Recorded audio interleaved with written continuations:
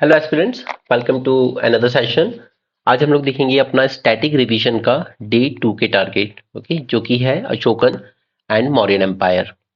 Right. तो पहले देखते हैं मगध एम्पायर की शुरुआत कहाँ से हुई। तो सबसे पहले यहाँ पे थी हरण्यका डायनेस्टी, जिसमें सबसे बड़े रूलर थे बिंबिसार, उसके बाद उनके बेटे अजातशत्रु एंड उसके बाद थे उदयन। ठीक है। Then Haryanka dynasty was succeeded by Shishunaga dynasty, जिसके दो इंपॉर्टेंट रूलर थे, शिशुनाग एंड कालाशोक। कालाशोक हमने कल देखा भी था जब मैंने आपसे बुद्धिस्ट काउंसिल की बात की थी। ओके, उसके बाद आते हैं नंदा डायनेस्टी, महापद्मा नंदा एंड धनानंद। और फिर धनानंद को डिफीट करते हैं Chandragupta Maurya under the guidance of Kautilya, और फिर स्टैब्लिश होता है मौर्यन एम्पायर। ओके।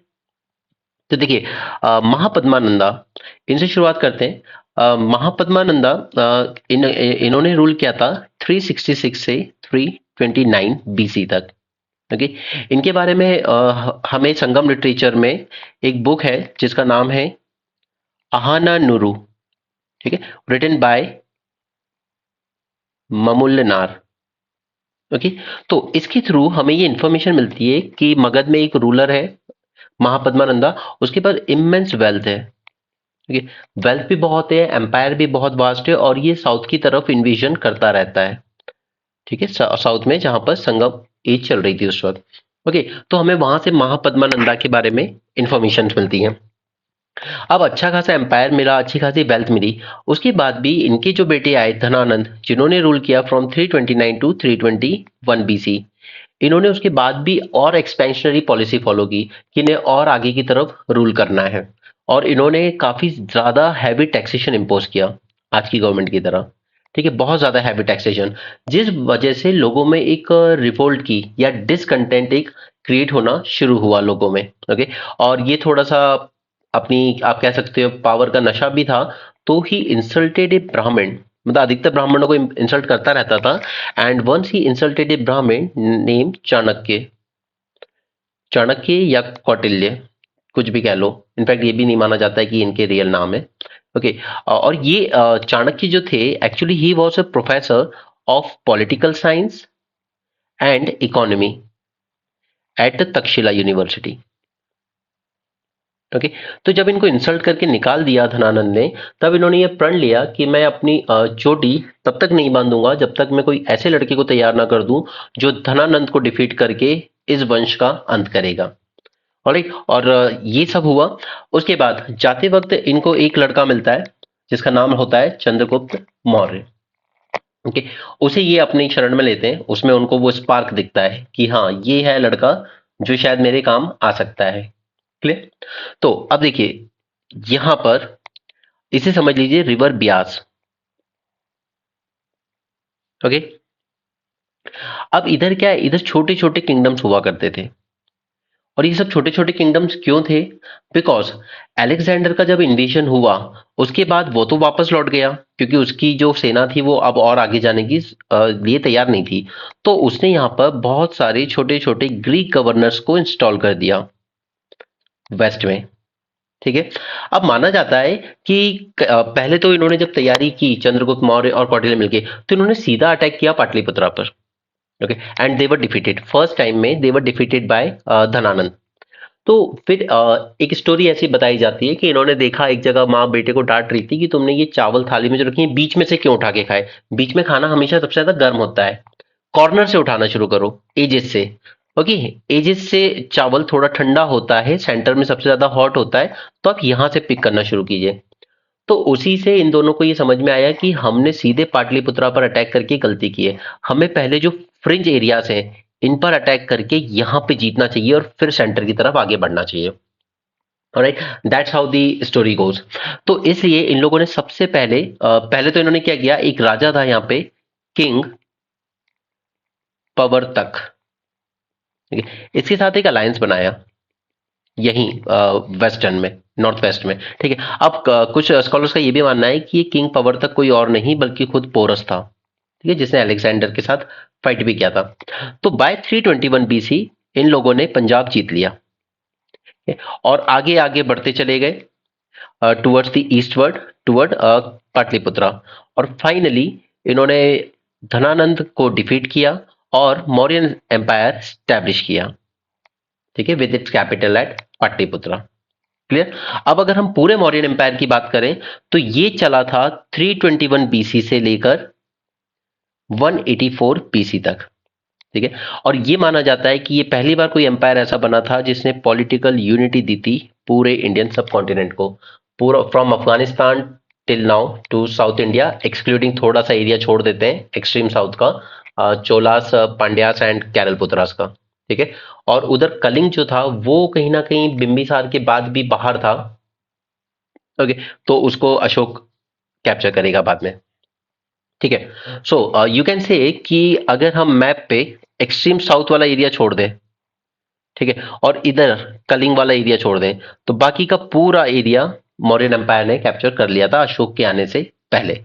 ठीक है, अब चलिए ओरिजिन की बात करते हैं कि चंद्रगुप्त मौर्य के ओरिजिन को लेके काफी कंफ्यूजन है सभी जगह पर। पहले मैं इसको मिटा देता हूं। ठीक है, क्योंकि अलग अलग जो टेक्स्ट हैं वो अलग अलग बातें करते हैं। जैसे फॉर एग्जाम्पल पुराण, पुराण कहते हैं कि चंद्रगुप्त मौर्य वॉज ए शूद्र। ठीक है, ये शूद्र को बिलोंग करते थे। उसी तरह एक ग्रीक राइटर है जस्टिन, जस्टिन का कहना है कि yes Chandragupta Maurya belong to a humble origin. Humble origin मतलब बहुत ही नीचे तबके से उठ के आते हैं। उसी तरह एक और टेक्स्ट हमें मिलता है that is Mudra Rakshasa. Please hand written notes ही बनाना। ओके, पीडीएफ पे रिलाय मत करना, क्योंकि आपके हैंड रिटन नोट्स ही अल्टीमेटली आपको हेल्प करेंगे, और लेक्चर के साथ साथ ही बना लेंगे आप तो ज्यादा बेटर होगा, चीजें समझ में भी आएंगी। ठीक है, हो सकता है आपको नोट्स लेक्चर के साथ साथ बनाते हुए ये 50 मिनट का लेक्चर आपके लिए 2 घंटे का हो जाए, बट अगर आप एक टॉपिक को 2 घंटे नहीं दे रहे हो ऑन डेली बेसिस तो फिर प्रिपरेशन कैसे करोगे ना। ओके, लेकिन आपके हैंड रिटन नोट, और मैं जो आपको ये लेक्चर दे रहा हूँ आई कैन अश्योर यू इससे बाहर आपको कुछ नहीं मिलेगा, क्योंकि because history is my optional as well.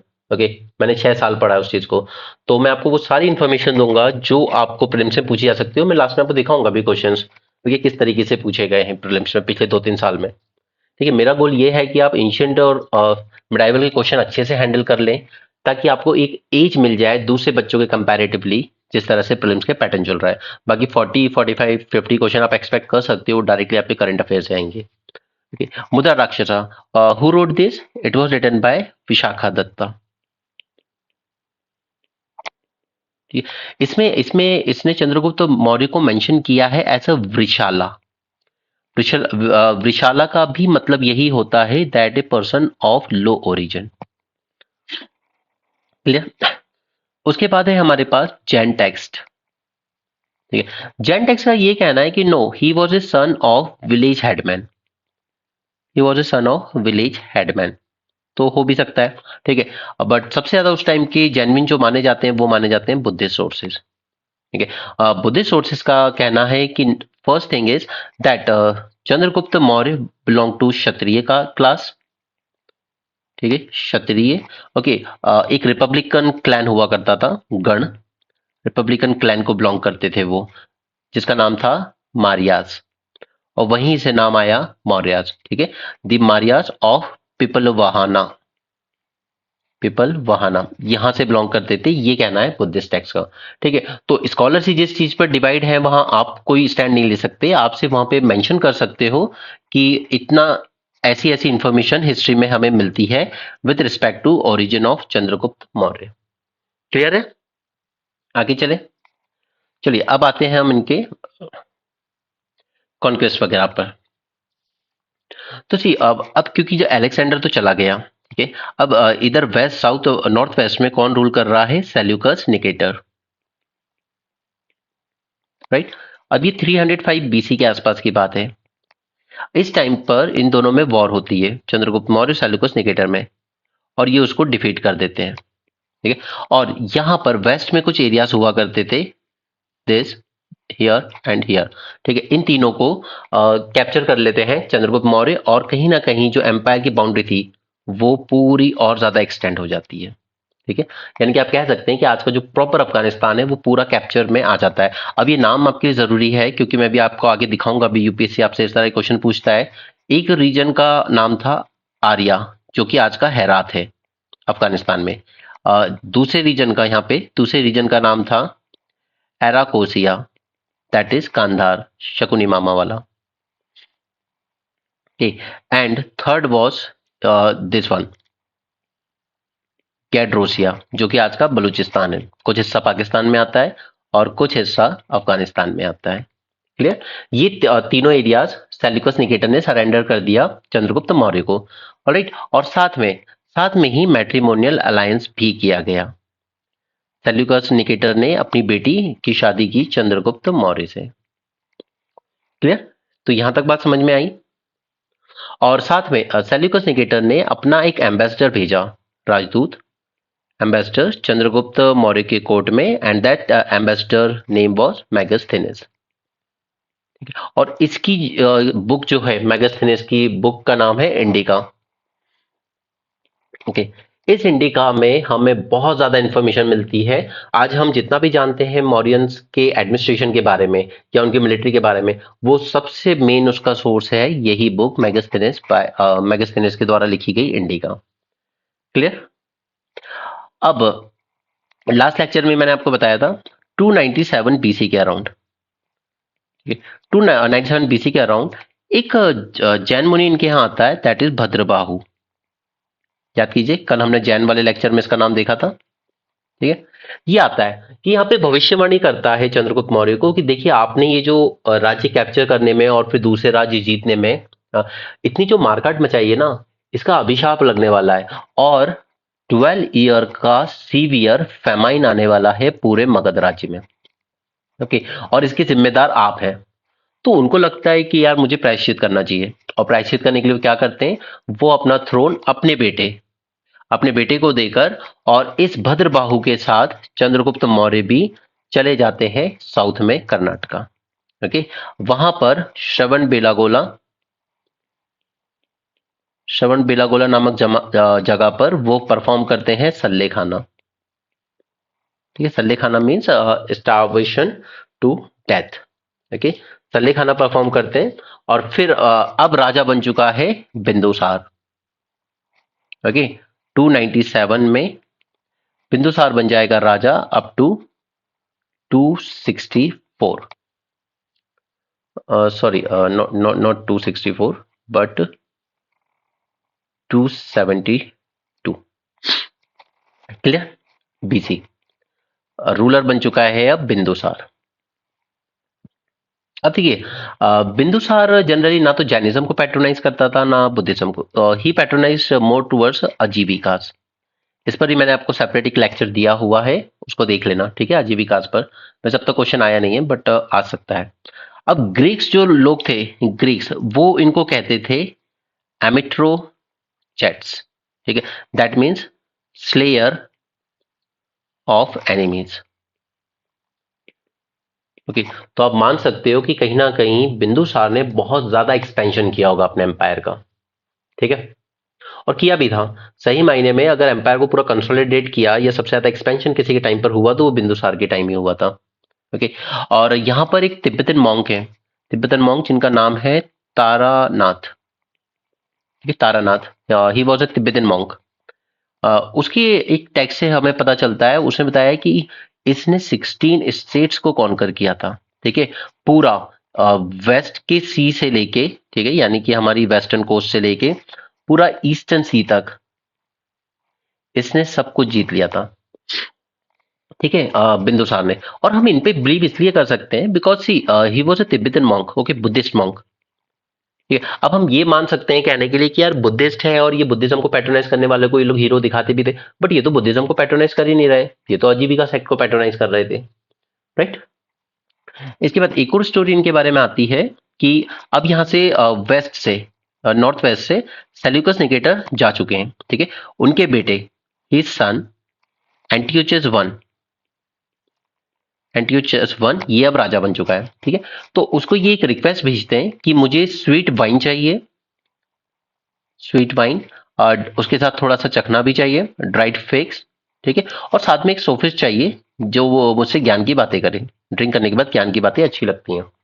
Okay, तो सेल्यू एंटियोचस वन ने स्वीट वाइन भेज दी, ड्राइड फिग्स भेज दी, पर उसने कहा देखिए सोफिस्ट में नहीं भेज सकता क्योंकि ये हमारे ग्रीक रिलीजन या जो कल्चर है हमारा उसके अगेंस्ट है कि हम सोफिस्ट को बाहर दूसरे राजा के पास भेजें। ठीक है, तो थर्ड डिमांड उसने रिजेक्ट कर दी थी। क्लियर। और साथ में इसने भी एक एम्बेसडर भेजा बिंदुसार की कोर्ट, जिसका नाम था टेमाइकस। ठीक है, ये बात हो गई बिंदुसार की 272 बीसी तक। अब मैं ये 272 इतना एम्फेसाइज क्यों कर रहा हूं, क्योंकि 272 बीसी में ये चला गया, ठीक है, और 268 में आएगा अशोक। तो फिर बीच के 4 साल कहां गए, 72 से 68, बीच के 4 साल कहां गए, ठीक है, इसलिए एम्फेसाइज कर रहा था मैं आपको वो बात। अब देखिए, ये जो बीच के 4 साल गए ना, 272 में चला गया बिंदुसार, ठीक है, उसके बाद 268 बीसी में कोरोनेशन होता है अशोक का। तो ये बीच के जो 4 साल थे ना, उसी को माना जाता है कि वॉर ऑफ सक्सेशन चली थी इनके बहुत सारे बेटों में, राइट। इनके कई सारे बेटे थे जिनमें आपस में लड़ाई हुई थी काफी, ठीक है। और दीपवामसा एंड महावामसा, ये भी याद रख लीजिए, Dipavamsa and Mahavamsa, this are Buddhist text जो कि श्रीलंका के हैं, Buddhist text, Buddhist text from Sri Lanka. ये कहते हैं कि Ashoka killed his 99 brothers to become a king, ठीक है, ये ऐसा कहा जाता है, बट ऐसा नहीं है शायद, क्योंकि अशोक के खुद के कुछ इंस्क्रिप्शंस कहते हैं कि नहीं, वो अपने भाइयों से और काफी लगाव थे, ठीक है। तो माना जाता है कि 100 भाई थे, जिसमें से 99 को मार दिया था, सिर्फ एक को छोड़ दिया था, सबसे छोटा जो था। एनीवे अब देखिए 268 में बनते हैं, इसके 8 साल बाद 260 में जाके 260 बीसी में होती है कलिंग वॉर। और कलिंग वॉर के बाद उन्होंने वॉर को रिनाउंस कर दिया था और कहा था कि धम घोष की जरूरत है हमें, ना कि बैरी घोष की। अब देखिए, कलिंग वॉर के बाद रिनाउंस करने का सेंस इसलिए बनता है क्योंकि उसके बाद जीतने के लिए कुछ बचा भी नहीं था। साउथ के अगर आप चोला पांड्यास वगैरह को, छेरा पांड्यास वगैरह को छोड़ देंगे, तो और कुछ बचा भी नहीं था जीतने को, ठीक है। कलिंग एक बहुत बड़ा प्रोविंस था, इंपॉर्टेंट था काफी, ठीक है, पोर्ट था, पूरा ट्रेड वहां से आता था, तो कलिंग जीतने का सेंस बनता है। उसके बाद फिर कुछ बचा भी नहीं था जीतने को, और उनको रॉक एडिक्ट 13 में उन्होंने मेंशन किया है कि काफी डेथ हुई, जिसके बाद मैं थोड़ा सा बदल गया हूँ।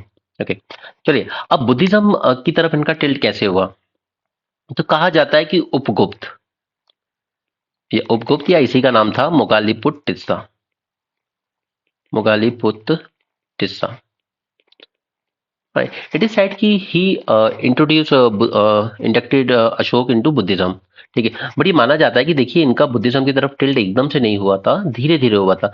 जैसे पहले ये एक ले फॉलोवर बने थे, या कह लीजिए ले डिसिपल, ठीक है। ले डिसिपल को उस टाइम कहा जाता था शाक्य उपासक, ठीक है। और उसके बाद आगे चल के ये बने थे भिक्षु। ओके, नाउ अब इन्होंने क्या किया, he gave up on hunting, ठीक है, क्योंकि ये भी नॉन वायलेंस की बात करने लगे थे कि नॉन वायलेंस प्रीच करना चाहिए, इवन एनिमल किलिंग भी ठीक नहीं है। उसके बाद इन्होंने बुद्धिज्म को स्प्रेड करने के लिए काफी कुछ किया, ये स्प्रेड बुद्धिज्म। इन्होंने काफी सारे अपने जो इवन इंक्लूडिंग अपने बेटा और बेटी, उनको श्रीलंका भेजा, और ऐसे कई एम्बेसडर्स को अलग अलग देश के, दुनिया के कोने में भेजा था, ठीक है। संघमित्रा एंड महेंद्र का नाम स्पेशल है क्योंकि ये इनके ही बच्चे थे, ये महेंद्र एंड संघमित्रा, इन्हें इन्होंने भेजा था श्रीलंका में कि एक बोधि ट्री प्लांट करके आओ। उसके बाद धम्म स्प्रेड करने के लिए, धम्म कुछ नहीं था, it was just a code of conduct, right. आपको चाहिए तो मैं दिखा भी देता हूं यहाँ पे, वैसे उसके फीचर्स आपसे कहीं पूछे नहीं जाएंगे, sorry.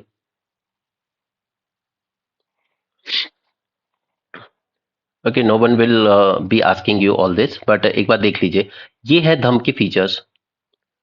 Service to father and mother, practice of ahimsa, love of truth, reference to teachers and good treatment to relatives. Okay, अब जब आप ये सारे पॉइंट्स भी देखेंगे तो इसमें ऐसा कुछ भी नहीं है जिसे ये कहा जाए कि धम्म को वो एक नए रिलीजन के तौर पे प्रमोट कर रहे थे। इसमें ऐसे कोई रिलीजन वाले फीचर्स नहीं है, these all R code of conduct, या एक अच्छे अच्छे कैरेक्टर बिल्ड करने के लिए जो किया जाता है, बस वही सब पॉइंट्स थे इसमें, ठीक है। प्रोहिबिशन ऑफ एनिमल सैक्रिफाइस, और ये एक रीजन बताया जाता है कि ब्राह्मण्स को इससे दिक्कत हुई, ठीक है, कि आपने आपने एनिमल सैक्रिफाइसेस पे ही बैन लगा दिया, ठीक है। बलि देना ये तो कुछ रिचुअल्स में जरूरी है, ठीक है। फेस्टिव गैदरिंग्स पर प्रोहिबिशन लगा दिया, avoiding expensive and meaningless ceremonies and rituals, okay. इसीलिए कहीं ना कहीं माना जाता था कि ब्राह्मण कम्युनिटी जो थी वो इनके बिहेवियर से थोड़ा ऑफेंड हुई थी।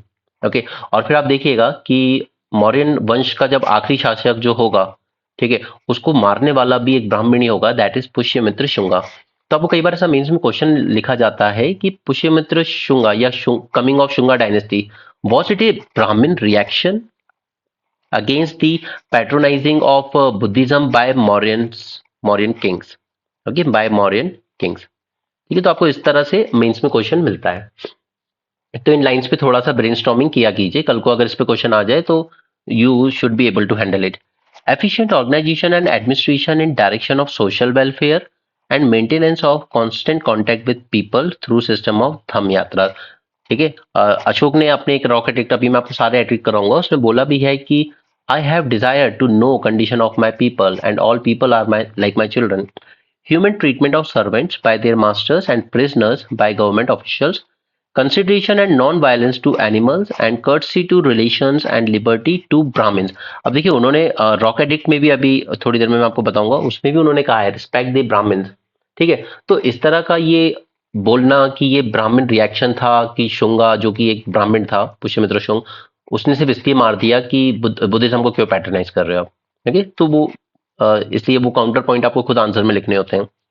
Tolerance among all the religious sects. अब जैनिज्म के लेक्चर में मैंने आपको बताया था कि उस टाइम 64 सेक्ट्स थे, ठीक है, जिसमें से जैनिज्म, बुद्धिज्म एंड अजीविकास, ठीक है, ये कुछ प्रोमिनेंट है, बाकी 64 सेक्ट्स थे।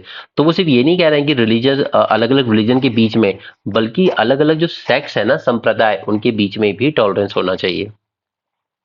Conquest through Dhamma instead of war, that is Dhamma ghosh, not Bheri ghosh. Clear? चलिए अब हम आते हैं यहां पर, ठीक है, अशोकन एडिक्ट्स, क्योंकि ये बहुत इंपॉर्टेंट है और अब आपको लगेगा कि प्रीलिम्स में इसकी क्या जरूरत है। नहीं, प्रीलिम्स के क्वेश्चन भी इसी से सॉल्व होंगे। चलिए पहले हम देखेंगे मेजर रॉक एडिक्ट्स।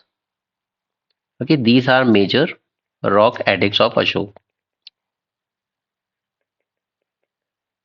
आई होप आप लोग बोर ना हो रहे हो, ठीक है, क्योंकि मैं पहले मैंने सोचा था मैं बस आपको सुपरफिशियली रिवाइज कराऊंगा, बाकी आप सेल्फ कीजिए, बट मुझे लगता है नहीं आप लोगों पे, आप लोगों के भरोसे छोड़ना ठीक नहीं है, इसलिए मैं इसको पूरा डिटेल में ही ले रहा हूँ।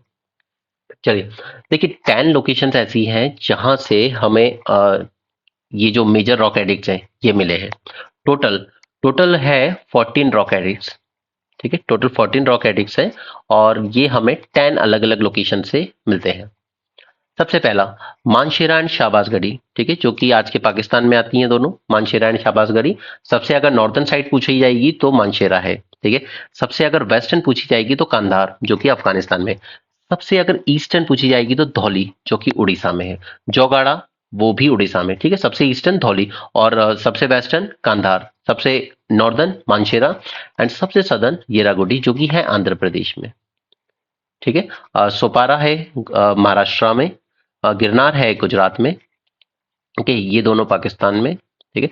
कलसी आपका हिमाचल में आ जाएगा, ओके। उसके बाद जोगाड़ा धौली दोनों उड़ीसा में आ जाएंगे और सन्नति आपका आ जाएगा कर्नाटका में। क्लियर है? ओके, तो ये 10 लोकेशंस हैं जो हमें यहाँ पे मिली है। अब सभी रॉक एडिक्ट की बात कर लेते हैं। तो सबसे पहले इतना पैनिक करने की जरूरत नहीं है कि कैसे याद होंगे, क्या होंगे, आराम से हो जाएंगे, अभी हो जाएंगे। Okay, first first rock edict में वो कह रहे हैं कि there should be no animal sacrifices. Okay, animal sacrifices पर प्रोहिबिशन लगाया जाएगा and also also ban the festival gatherings. ये जो फेस्टिवल गैदरिंग्स होती हैं ये ठीक नहीं है। ओके, ये इन्होंने रॉक एडिक्ट 1 में बोला। रॉक एडिक्ट 2, इसमें इन्होंने अपने नेबरिंग किंगडम्स के बारे में बताया है कि हमारे पड़ोसी राज्य कौन कौन से हैं। तो नेबरिंग किंगडम में इन्होंने ये जो साउथ के रीजन है, यहाँ पे केरल पुत्रास हैं, यहाँ पे चोलास है, नीचे पांड्यास हैं, ठीक है, और इधर इधर ग्रीक्स है, ये भी इन्होंने बताया हुआ है अपना। क्लियर? तो सेकंड में इन्होंने अपने नेबरिंग किंगडम्स के बारे में बताया है। थर्ड थर्ड थोड़ा सा इंपॉर्टेंट है, बिकॉज थर्ड में ही इन्होंने लिखा है that people should be generous to Brahmans, ठीक है, जेनरस टू द ब्राह्मण्स, उनको देना भी चाहिए and also respect them. Okay, इसके अलावा इन्होंने अपने कुछ ऑफिशियल्स की ड्यूटीज भी मेंशन की है। फॉर एग्जांपल युक्ताज, ये कौन होते थे? These are subordinate officers, subordinate officials. Okay, उसके अलावा प्रदेशिकास भी मेंशन है यहाँ पर। प्रदेशिकास ये होते थे डिस्ट्रिक्ट हेड, ठीक है, डिस्ट्रिक्ट को हेड करते थे। एंड नेक्स्ट वाज राजुकास, राजुकास हुआ करते थे रूरल ऑफिसर्स।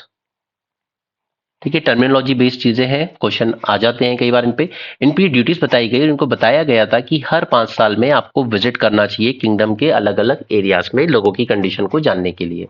ऑलराइट, तो ये हो गया रॉक एडिक्ट 3। रॉक एडिक्ट 4 पे आते हैं। तो फोर्थ में इन्होंने बात की है धम घोष की, कि बैरी घोष नहीं करना है, युद्ध से नहीं जीतना है किसी को भी, हमें जीतना है धम घोष से। राइट, उसके बाद आते हैं फिफ्थ पे। तो यहां पर इन्होंने कहा है every human is my child. Okay, that means कहीं ना कहीं कि किंग किंग जो है वो एक फादर फिगर होता है, उसका काम वैसा ही है जैसा कि एक पेरेंट्स का काम होता है अपने चिल्ड्रंस के लिए। ओके, और यहीं पर इन्होंने ये भी मेंशन किया है कि मैं धम महात्मा को अपॉइंट करूंगा जो धम को प्रोपोगेट करेंगे। क्लियर? देन रॉक एडिक्ट 6, इसमें इन्होंने वेलफेयर मेजर्स के बारे में बताया है कि कैसे हमें एक वेलफेयर स्टेट बनाने की जरूरत है। और साथ में इन्होंने ये भी मेंशन किया है that I have the desire to know the condition of my people. Okay, भले ही हम पाटलिपुत्रा में बैठे हैं, कैपिटल में हैं, but he have that desire to know condition of his people. Okay, इसके बाद सेवंथ रॉक एडिक्ट। अब ये इंपॉर्टेंट इसलिए क्योंकि यूपीएससी ने प्रीलिम्स में यहीं से क्वेश्चन उठा लिया। यहाँ पे इन्होंने बात की है रिलीजियस टॉलरेंस की, ठीक है, और यहाँ पे इन्होंने एक सेंटेंस लिखा है कि देखिए कोई भी अगर अपने सेक्ट को बढ़ाने के लिए या अपने सेक्ट को ऊपर और श्रेष्ठ दिखाने के चक्कर में अगर दूसरे सेक्ट का अपमान करता है तो वो ultimately he will and up harming his own sect. ठीक है, और अभी मैं आपको पीवाईक्यू में दिखाऊंगा एग्जैक्टली यही स्टेटमेंट यूपीएससी ने उठा के प्रीलिम्स में पूछा था 2020 में, और पूछा था कि ये किस राजा ने कहा है। ठीक है, तो लोग थोड़ा कंफ्यूज हो गए थे कि यार शायद हर्षवर्धन ने कहा होगा, कई लोग को ऐसा लगा था, बट उसका आंसर अशोक था और वो रॉक एडिक्ट में इंस्क्राइब है ये स्टेटमेंट, इसलिए ये स्टेटमेंट आपसे पूछी गई थी। क्लियर? ओके, रॉक एडिक्ट 8 इसमें इन्होंने मेंशन किया है अबाउट हीज फर्स्ट धम यात्रा। ओके, इसमें इन्होंने मेंशन किया है कि मैंने पहली धम यात्रा की है कहां पर? बोध गया में, बोध गया में, और उस पेड़ को भी जहां पर एनलाइटनमेंट प्राप्त हुआ था बुद्ध को। राइट, इसके बाद हम आते हैं रॉक एडिक्ट 9 पे। तो यहां पर इन्होंने अगेन फिर से वही किया है जो फर्स्ट में किया था, that he condemned popular ceremonies. ये जो एक्सपेंसिव सेरेमनीज होती हैं, गेट टू गैदरिंग्स होती हैं, they are waste. Right, next rock edict 10th में भी ये कंडेम कर रहे हैं for peoples, condemning the people's desire for fame. जैसे कि आज हमारे अधिकतर सिलेक्टेड यूपीएससी सिविल सर्वेंट्स, ठीक है, पहली दूसरी पोस्टिंग ही है और कैमरामैन लेकर जाते हैं वो पब्लिक में। ओके, तो इस तरह की जो फेम की डिजायर है उसको भी ये यहाँ पर कंडेम करते हैं। नेक्स्ट है रॉक एडिक्ट 11। इसमें इन्होंने धम मेजर्स को इलेबरेट किया, जो मैंने आपको ऊपर 7 पॉइंट्स दिखाए थे उन्हीं को इलेबरेट किया है कि ये क्या है। पेरेंट्स को रिस्पेक्ट करो, टीचर्स को रिस्पेक्ट करो and so on. Okay, rock edict 12, not 13, 12। Okay, rock edict 12, यहाँ पे इन्होंने कहा है there should be tolerance towards all sects. Okay, अलग अलग जितने भी सेक्ट्स हैं उन सब के लिए पब्लिक में उनमें टॉलरेंस होना चाहिए। अब हम आते हैं सबसे important, that is rock edict 13। इससे क्वेश्चन बनने का सबसे ज्यादा चांस बनता है आपके लिए। क्यों? सबसे पहला, सबसे लार्जेस्ट है ये इंस्क्रिप्शन, ठीक है, सबसे लार्जेस्ट, और लार्जेस्ट होने के साथ साथ इसमें इन्होंने मेंशन किया about the Kalinga war. Kalinga war हुई, 2 लाख लोग मारे गए, वो रिमोर्स, वो ग्रीफ जो उनके दिल में आई उसके बारे में मेंशन करते हैं, और साथ में वो ये भी मेंशन करते हैं कि उन्होंने इस धर्म को कहां कहां पर स्प्रेड कर दिया है। ठीक है, तो यहां पर हमें उनके कुछ कंटेम्प्रेरी रूलर्स के नाम देखने को मिलते हैं जो उस वक्त अलग अलग कंट्रीज में रूल कर रहे थे, और ये यूपीएससी आपसे कभी भी पूछ सकता है कि इनमें से कौन इसके कंटेम्प्रेरी थे और कौन नहीं। ओके, तो एक बार नजर डाल लीजिए। ग्रीक तो आप देख ही चुके हैं, ठीक है, बिंदुसार के टाइम एंटीओचस फर्स्ट रूल कर रहा था, तो अब रूल कर रहा है एंटीओचस सेकंड इन ग्रीस। ओके, उसी तरह पिटोलमी, Ptolemy III, he was ruling in Egypt. All right. Similarly, Antigonus. Antigonus was ruling in Macedonia. Macedonia वही जगह है जहां से अलेक्जेंडर आया था. एंड उसी तरीके से मार्क, मार्क बोल लीजिए या मार्क बोल लीजिए, ठीक है. He was ruling in साइरिन. And similarly lastly there was a king with name Alexander first himself. Okay, he was ruling in Epirus. Okay. और इसके अलावा इन्होंने इसमें दोबारा मेंशन किया है कि मेरे जो फ्रेंच स्टेट हैं, चोलास, पांड्यास एंड सेलून, श्रीलंका को भी मेंशन किया है. ठीक है. तो प्लीज ये पांचों कंटेम्प्रेरी याद रखना, ये आपसे प्रीलिम्स में यूपीएससी किसी भी साल पूछ लेगा. ठीक है. इसके बाद लास्ट बच जाता है हमारा इंस्क्रिप्शन 14. इंस्क्रिप्शन 14 में उन्होंने वो पार्ट्स बताए हैं कि मैंने कहां कहां पर ये इंस्क्रिप्शन एनग्रेव करवाए हैं. ठीक है. इंस्क्रिप्शंस एनग्रेव कहां करवाए हैं पूरे सब कॉन्टिनेंट में, वो बताया इन्होंने. ठीक है. तो अब मैप पे वापस आते हैं. ये वो 10 लोकेशन है जहां पर एनग्रेविंग करवाई गई है. अब इसमें मैं आपको इसकी लैंग्वेज वगैरह के बारे में बता देता हूं. तो पहले तो आप ये शाबाशगढ़ी और मानशेरा, ये जो 2 लोकेशंस हैं, इनको याद रखिए. यहां पर यूज की गई है Prakrit language. Okay. But in Kharoshthi script, Kharoshthi script. Clear. Similarly यहां पर ये जो कांधार है, यहां पर यूज की गई है Greek Aramaic script. Greek Aramaic script. अब ये यूज करने की वजह क्या है? क्योंकि ऑब्वियसली बात है कि ये रीजन जो है वो यहाँ इधर जो ग्रीक्स है जो रूल कर रहे हैं उनके ज्यादा क्लोज है. ओके. तो उधर के लैंग्वेज का भी कुछ इन्फ्लुएंस रहा होगा. ऑलराइट. अभी देखिए मैं आपके साथ ना मॉडर्न आर्किटेक्चर वगैरह की ज्यादा बात नहीं करूंगा, क्योंकि उसमें भी आता है कि ये जो पिलर्स वगैरह हैं अशोक के, ठीक है, और ये रॉक इंस्क्रिप्शन वगैरह, क्या ये ग्रीक के इन्फ्लुएंस ही है? तो हाँ, काफी इन्फ्लुएंस देखने को मिलता है ग्रीक्स का. ठीक है. वो हम आर्ट एंड कल्चर में कभी करेंगे, तब करेंगे. यहाँ पे वो अभी हमारा डोमेन से बाहर है. ठीक है, वो बात नहीं करेंगे. और बाकी की जो साइट्स बच गई हैं वहां पे यूज हुई है Prakrit as a language, but Brahmi as a script. Okay. Brahmi as a script. Clear है. तो ये तीनों याद रखिएगा. ये प्रीलिम्स में एज अ स्टेटमेंट आ सकती हैं कहां पर कौन सी स्क्रिप्ट यूज हुई है, तो कंफ्यूज नहीं होना. ठीक है. दोनों जगह प्राकृत लैंग्वेज ही है, बट एक जगह यूज हो रही है खरोष्टी स्क्रिप्ट, एक जगह ब्राह्मी स्क्रिप्ट, और सिर्फ कांधार में यूज हो रही है ग्रीक एरेमिक स्क्रिप्ट. क्लियर. तो यहाँ पे हमारा मेजर रॉक एडिक्ट खत्म होते हैं. अब हम आते हैं माइनर रॉक एडिक्ट. अच्छा, एक और बात. पहली बात तो कि ये मेजर माइनर किस बेसिस पर डिसाइड किए जाते हैं? तो ये इस बेसिस पर डिसाइड किए जाते हैं कि जो पत्थर है जिस पे लिखे गए वो बिग है, स्मॉल है, या बड़ा छोटा जो भी है, ठीक है, उस बेसिस पर. अब देखिए इसको डेसिफर किसने किया ये शायद आप लोग जानते ही होंगे. उनका नाम है जेम्स प्रिंस. ठीक है. एनसीईआरटी में भी दिया हुआ है कि इन्होंने इसको डेसिफर किया था स्क्रिप्ट को. लेकिन अब इनकी प्रॉब्लम ये थी कि इन सभी इंस्क्रिप्शन पे जो नाम लिखा था ना, वो लिखा था देवनम पिया, एंड कुछ में मिला था पियादस्सी.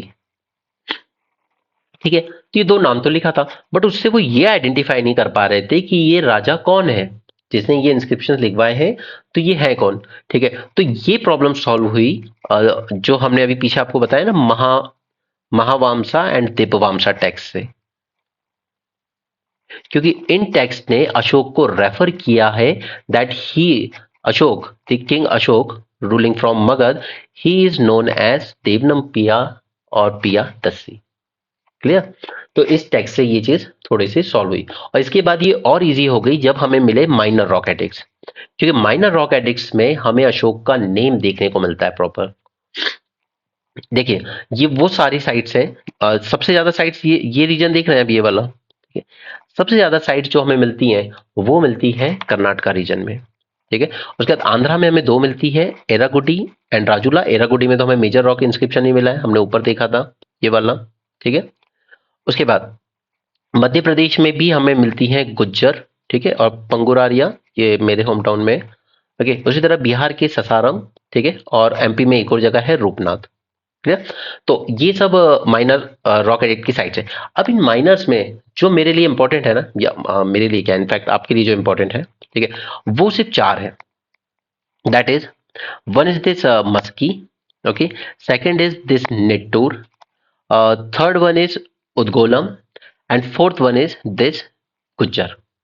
ये चार बस हमारे लिए इंपॉर्टेंट है इतने में से। क्यों? इन चार में ऐसा क्या खास है? देखिए इन चार में खास ये है कि इसमें जो माइनर रॉक एडिक्ट, अच्छा पहली बात तो कि मेजर रॉक एडिक्ट 14 थे और माइनर रॉक एडिक्ट कितने? 3। ठीक है, 3 है।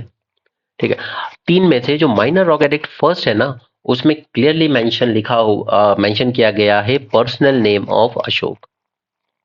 ठीक है, तो जब ये माइनर रॉक एडिक्ट पे मिले और वहां पे नाम अशोक मिला, तब ये कंफर्म हो गया कि महावामसा और दीपवामसा जिस अशोक को रेफर कर रहे हैं एज पियादस्सी या देवनम पिया, वो और कोई नहीं बल्कि खुद सम्राट अशोक ही है। क्लियर? उसके बाद ये देख रहे हैं बैरुत, ये राजस्थान में है जो, ये बैरुत, इसमें उन्होंने बात की है अबाउट द बुद्ध, थम एंड संघ। क्लियर? तो बस ये चार लोकेशन अच्छे से याद रखना, गुज्जर, मस्की, निट्टूर एंड उद्गोलन। ऑलराइट, चलिए अब हम आ जाते हैं पिलर्स पर। तो पिलर्स भी, मेजर पिलर्स भी मिलेंगे और माइनर पिलर्स भी मिलेंगे। ठीक है, मेजर पिलर्स हमें मिलेंगे 6 लोकेशन पर। ओके, जिसमें सबसे इंपॉर्टेंट क्या है? दिल्ली टोपारा। टोपारा हरियाणा में है, वहां पे पिलर्स मिले थे जिसको फिरोज शाह तुगलक ने मंगवा पर दिल्ली के जो फिरोज शाह कोटला है वहां पर स्टैब्लिश करवा दिया था। ठीक है, इसलिए यहां पर इकट्ठा नाम लिखा जाता है दिल्ली टोपरा, वो अशोकन पिलर है, मेजर पिलर। क्लियर? नाउ अब अगर इसके उसकी बात करें कॉन्फ़िगरेशन की, तो इस पिलर में एक तो पहले तो सबसे पहले तो शाफ्ट हुआ करता था। ठीक है, मतलब पूरा ऊपर तक ही ले लेते हैं सिर्फ समझाने के लिए। ठीक है, पूरा शाफ्ट थोड़ा सा स्लेंडर टाइप का होता था। ठीक है, अब सबसे इंपॉर्टेंट ये है कि ये बनाया जाता था चुनार सैंडस्टोन से। और चुनार सैंडस्टोन में से क्या क्वालिटी थी? वो थी कि इसकी जो शाइन है वो कभी कम नहीं होती थी, आज तक नहीं हुई है। ठीक है, काफी शाइनी माना जाता था। ओके, इन पिलर्स पे भी इंस्क्रिप्शन कराए जाते थे और अगेन सेम प्राकृत लैंग्वेज में। क्लियर? इसके बाद ऊपर पहले एक अबैकस टाइप की चीज होती थी। ठीक है, अबैकस, उसके नीचे ऐसे फ्लावर पेटल्स का बना हुआ होता था। ठीक है, और ऊपर रखा जाता था एक कैपिटल। वैसे कैपिटल हम तीनों को ही बोल रहे हैं। ठीक है, ऊपर एक वो रखा जाएगा, चाहे वो लायन कह लो आप या बुल, मैं भी दिखाऊंगा आपको, अलग अलग जगह मिले। ठीक है, इन तीनों को मिलके हम कहते थे ये कैपिटल। ठीक है, और ये बाकी का जो बच गया वो है हमारा शाफ्ट, और ये होता था करीब करीब 40 फीट का। ठीक है, तो ये हो गई हमारी मेजर रॉक एडिक्ट की साइड। ठीक है, 3 तो बिहार में ही है। इसके बाद आते हैं हम माइनर पिलर की साइड। माइनर पिलर की साइड में हमारे लिए 2 इंपॉर्टेंट हो जाती हैं, एक है सांची और एक है यहां पर जो आता है सारनाथ। ठीक है, 2 हमारे लिए बहुत ज्यादा इंपॉर्टेंट हो जाती हैं। क्यों? क्योंकि देखिए जनरली क्या है, कैपिटल ऊपर जो मोटिव है ना, जो अबैकस के ऊपर अबैकस है उसके ऊपर जो मोटिव है, ठीक है, उसमें लायन भी मिलता है हमें, एक जगह से बुल भी मिला है, कहीं से एलिफेंट भी मिला है। ठीक है, कहीं भी सिंगल लायन मिला है, लेकिन 2 जगह से वैसी है, सांची एंड सारनाथ। सांची या सारनाथ, जहां से बैक टू बैक एक के पीछे एक 4 लायन खड़े हैं।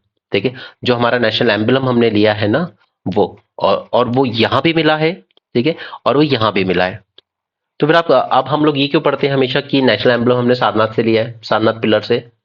अगर सांची में ही वही है, सांची में सेम है, लेकिन सारनाथ पिलर में क्या है कि जो 4 लायन है ना, तो उसके नीचे जो अबैकस है उसमें हमें 4 एनिमल मिलते हैं, बुल, एलिफेंट, हॉर्स और लायन। ठीक है, ये 4 एनिमल हमें यहां देखने को नहीं मिलते, और इन सब के बीच में बना हुआ है एक चक्र।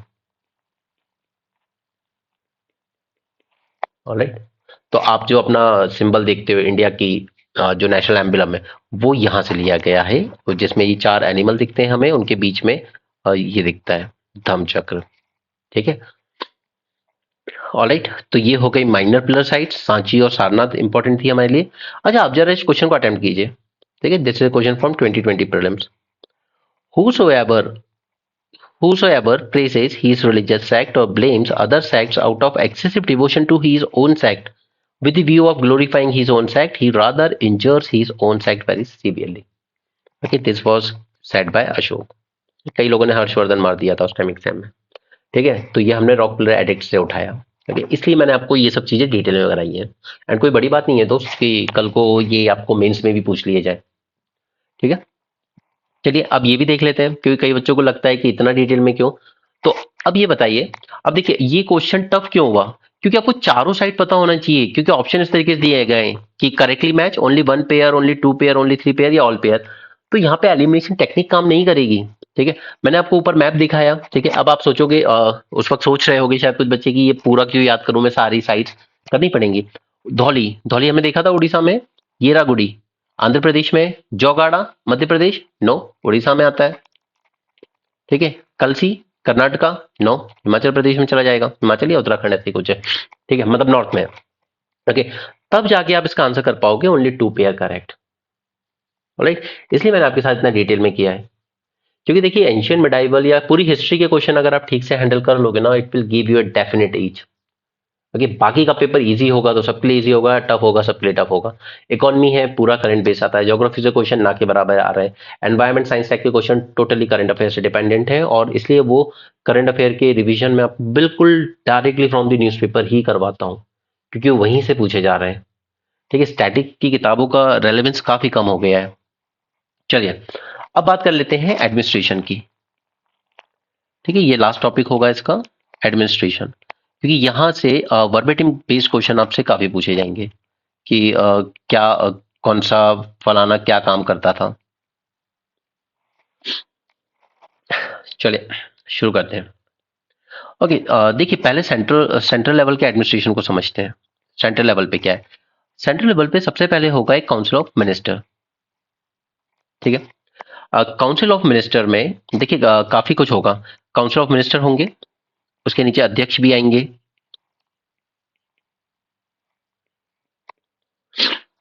ओके, बट अभी अभी हमारा पूरा फोकस हम करते हैं काउंसिल ऑफ मिनिस्टर पे। ठीक है, काउंसिल ऑफ मिनिस्टर में आपके पास पुरोहित होगा। ठीक है, आपके पास महामंत्री होंगे, आपके पास युवराज होंगे यानी कि राजा के ही बच्चे। ठीक है, और सेनापति होंगे। ठीक है, इन चारों को सबसे हाई रैंकिंग ऑफिशियल माना जाता था, जिसके लिए वर्ड यूज किया जाता था तीर्थ। इस वर्ड को याद रखिएगा, they are the highest ranking officials within council of minister.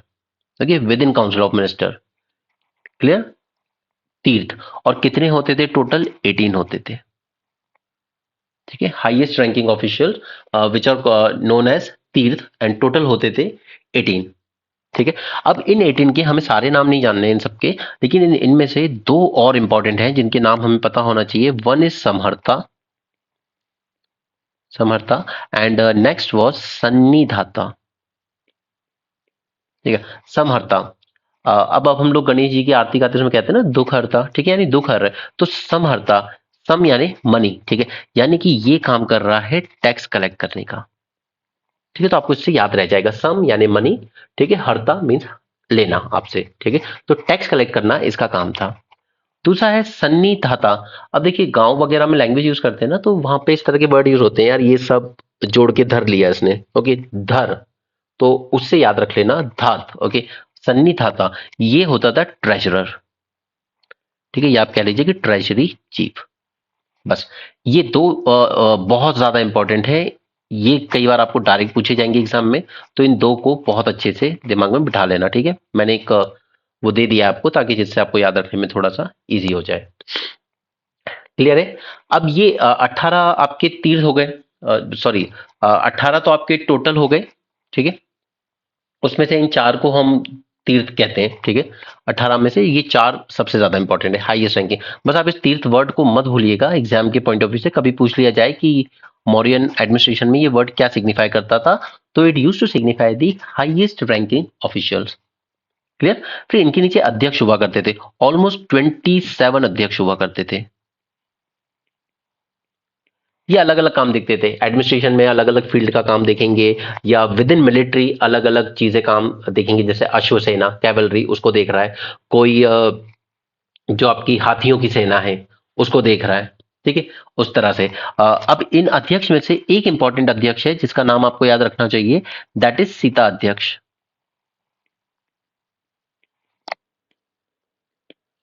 Sita अध्यक्ष, इसका he was the superintendent of crown land.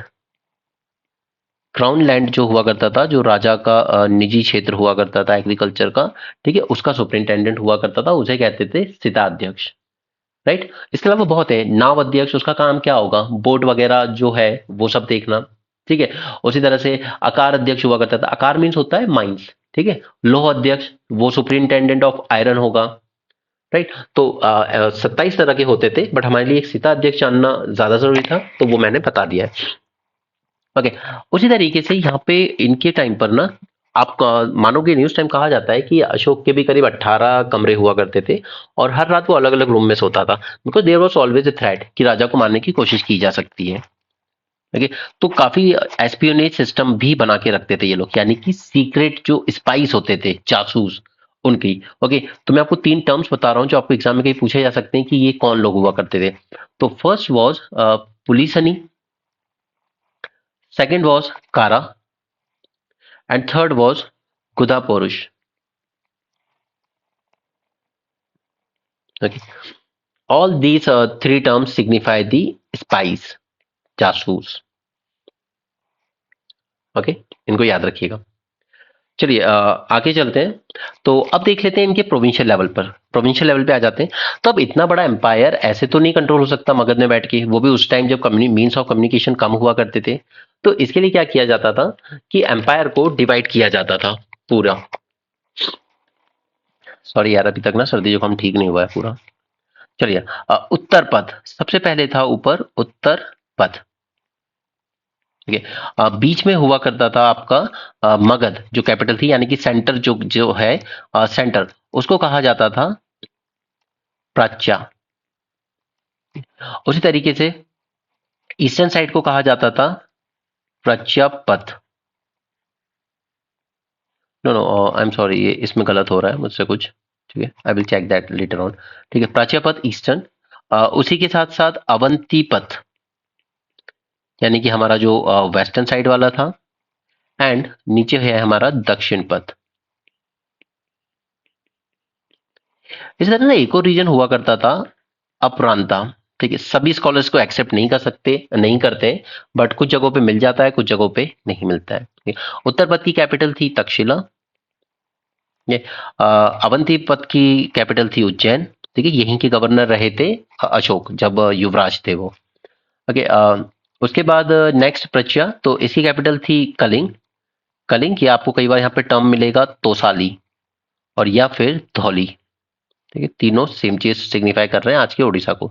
और दक्षिण पथ, तो यहाँ पे आपको मिल जाती है स्वर्णगिरी। ओके, तो ये अलग अलग प्रोविंस हो गए। तो अब प्रोविंस लेवल पे फिर एडमिनिस्ट्रेशन भी रहा होगा कुछ, तो सॉरी, तो एडमिनिस्ट्रेशन की बात करते हैं, तो प्रोविंस लेवल पे गवर्न करते थे गवर्नर्स। गवर्नर्स और कोई नहीं बल्कि युवराज ही हुआ करते थे, ठीक है, या वाइस रॉय कह लीजिए।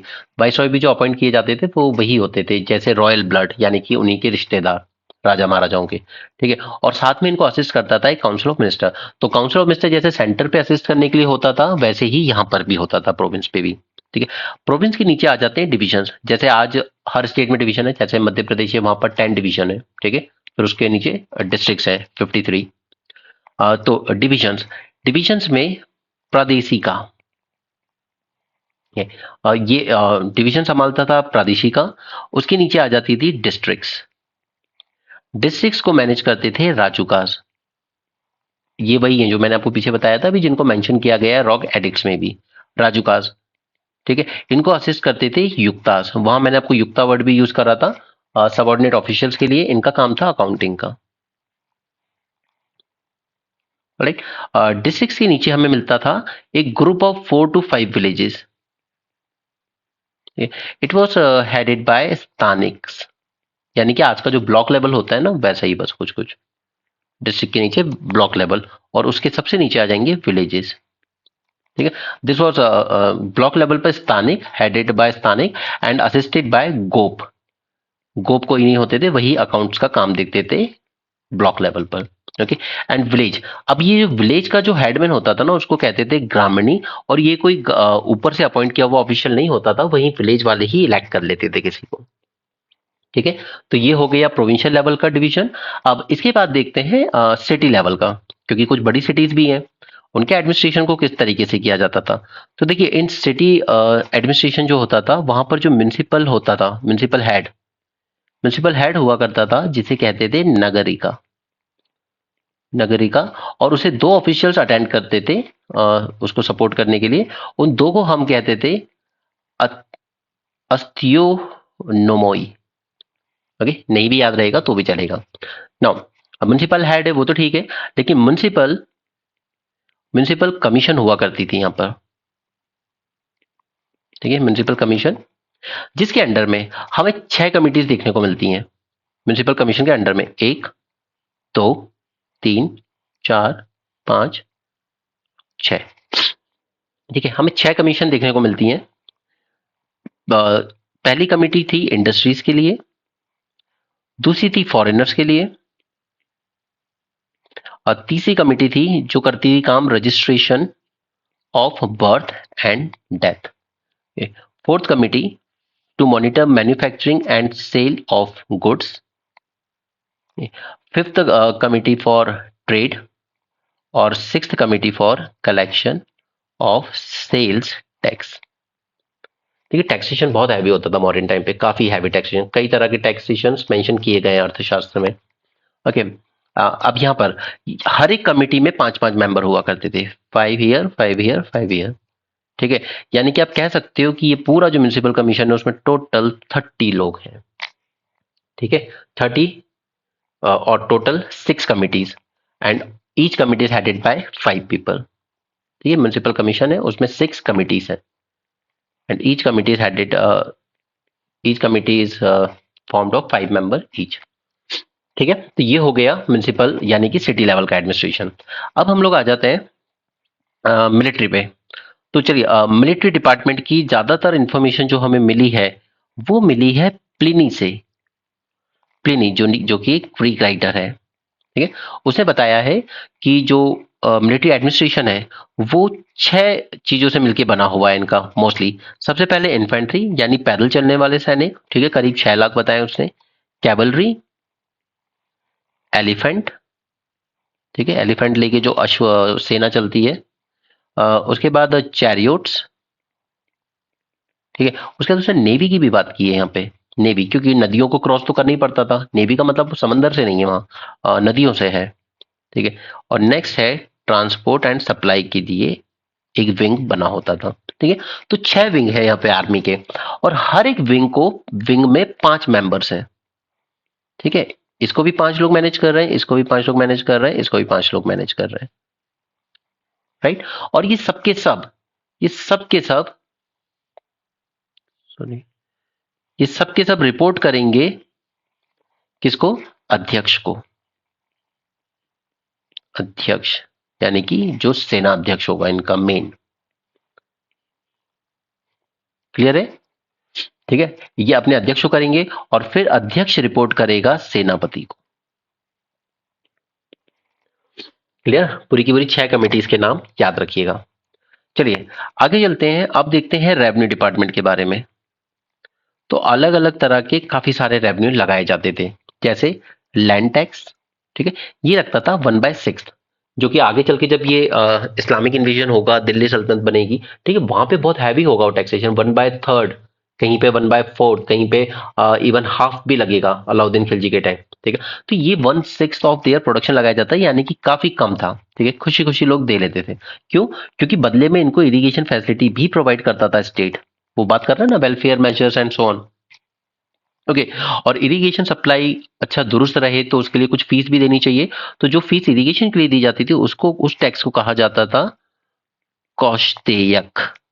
ठीक है, कौशतेयक। अगर सिर्फ ये वर्ड पूछा जाए कि ये क्या सिग्निफाई करता है, तो it signify the irrigation tax. ठीक है, कौशतेयक। हाँ, लैंड टैक्स को कहा जाता था भाग, तो वो तो हम वैदिक टाइम से देखते आ रहे हैं। ठीक है, वो कोई बड़ी बात नहीं है। अगला इंपॉर्टेंट टैक्स है कस्टम्स, कस्टम ड्यूटी। अब देखिए, कस्टम ड्यूटी को कहा जाता था शुल्क। शुल्क अब ये दोनों पे लगती थी, इंपोर्ट पे भी एक्सपोर्ट पे भी। इंपोर्ट पे जो लगती थी उसको कहते थे प्रवेश्य, और जो एक्सपोर्ट पे लगती थी उसको कहा जाता था निष्क्रम्य। ओके, ये एक्सपोर्ट पे लग रही है, यानी कि जो आइटम एम्पायर से बाहर जा रहा है, और ये इंपोर्ट पे लग रही है जो आइटम इंपोर्ट पे आ रहा है। क्लियर? तो ये याद रहेगा। इसके अलावा एक जो आपसे एग्जाम में पूछे जाने की सबसे ज्यादा प्रोबेबिलिटी है वो है प्रणया। ठीक है, क्योंकि ये एनसीईआरटी में मेंशन है। प्रणया, ये टैक्स किस तरह का हुआ करता था? ठीक है, तो ये आपसे जरूर एग्जाम में पूछा जा सकता है, और ऐसे क्वेश्चन हमें गलत नहीं करने। ये होता था एक तरह का इमरजेंसी टैक्स। जैसे सडनली कहीं वॉर शुरू हो गई है, ठीक है, तो इमरजेंसी टैक्स लगाना पड़ेगा। या इस साल एकदम डिजास्टर आ गया है, सूखा पड़ गया है या बाढ़ आ गई है, तो इमरजेंसी टैक्स लगाना होगा। ठीक है, so this one is most important, Pranaya. ठीक है, ये टैक्स हुआ करता था, इमरजेंसी टैक्स। ऑलराइट, इसके बाद जुडिशियल डिपार्टमेंट देख लेते हैं, एक लास्ट टॉपिक थोड़ा सा। तो जुडिशियल डिपार्टमेंट, ठीक है। अब देखिए, सेंट्रल लेवल पर पाटलिपुत्रा में हुआ करता था एक supreme court, which was headed by Dharmadhikarin, right. उसी तरीके से प्रोविंशियल लेवल पर भी सबऑर्डिनेट कोर्ट्स हुआ करते थे। अब यहां पर ये टर्मिनोलॉजी इंपॉर्टेंट हो जाएगी आपके लिए सबऑर्डिनेट कोर्ट्स में। Okay, they're headed by Amatya, of course. ठीक है, और दोनों तरह के कोर्ट हुआ करते थे, सिविल कोर्ट भी, सिविल डिस्प्यूट्स, ठीक है, जैसे प्रॉपर्टी का, और क्रिमिनल भी, कि अगर आपने कोई क्राइम किया, मर्डर एंड सो ऑन। तो सिविल कोर्ट जो था उसको कहा जाता था धर्मस्तिया, एंड क्रिमिनल कोर्ट इसको कहा जाता था कांटा कसोधनास। ओके, ये क्रिमिनल कोर्ट हुआ करते थे। तो ये दोनों टर्म्स आपके लिए काफी इंपॉर्टेंट हो जाएंगे एग्जाम में। क्लियर। लास्टली पुलिस डिपार्टमेंट को और देख लेते हैं। पुलिस डिपार्टमेंट, तो यहां पर पुलिस डिपार्टमेंट में पुलिस लॉकअप भी हुआ करते थे, ठीक है, और प्रॉपर जेल भी हुआ करती थी। पुलिस लॉकअप को कहा जाता था चरक, एंड जेल को कहा जाता था बंधनगार। ओके, सो ये दोनों टर्म्स याद रख लीजिएगा, बस इतना लास्ट था इस टॉपिक में। अब मैं आपको अश्योर कर सकता हूं कि आप कोई भी क्वेश्चन इस टॉपिक से आने वाला हैंडल कर लेंगे। मैंने आपके साथ पूरा सब कुछ डिस्कस किया है अच्छे से, कुछ भी हमने इसमें छोड़ा नहीं है। आधा हमने यहाँ पे किया था ना। या ओके, सो आई होप आपको ये एक्सप्लेनेशन अच्छा लगा हो। मैंने पूरी कोशिश की है कि इसको 40-50 मिनट्स में कंप्लीट कर लूँ। ओके, मैंने अपनी तरफ से पूरी इन्फॉर्मेशन दे दी है। मैं उम्मीद करता हूँ कि आप हैंड रिटन नोट्स बना रहे हैं साथ में। अब ये लेक्चर सुनने के बाद आप जिस मर्जी बुक से पढ़ लीजिए, एनसीईआरटी से पढ़ लीजिए, कहीं से पढ़ लीजिए, आप सब कुछ आपको जाना पहचाना ही मिलेगा। ओके, बट अगेन मैं कहूँगा, हैंड रिटन नोट्स जो हेल्प आपको करेंगे अल्टीमेटली, वो कोई बुक नहीं करेगी। और इसमें जो भी न्यू एडिशन होंगे, कोई कभी करंट अफेयर में कोई न्यू साइट मिल जाती है, कुछ मिल जाती है, तो उसको इसी में ऐड करते चलना। Okay, and don't miss MCQs, क्योंकि वो मैं प्रैक्टिस कराऊंगा आपको बीच बीच में। ओके, प्रोबेबली संडे को कराऊंगा या किसी भी दिन करा सकता हूँ। तो उसमें अगर कोई नई चीजें आएंगी तो वो वहाँ क्वेश्चंस के थ्रू आपको पता चल जाएंगी। So that's it for this session. Thanks for joining, have a great day and keep learning.